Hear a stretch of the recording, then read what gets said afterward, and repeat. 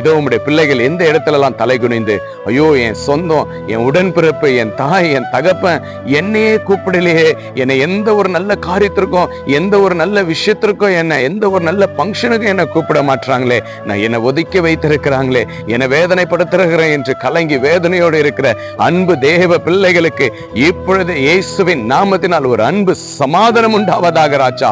அன்பு ஒவ்வொரு தேவ பிள்ளைகளுக்கும் ஆண்டவரே, நீங்க பெயர் சொல்லி அழைத்து உம்முடைய பிள்ளைகளை நீங்கள் ஆசீர்வதித்திருக்கிறீங்க சப்பா.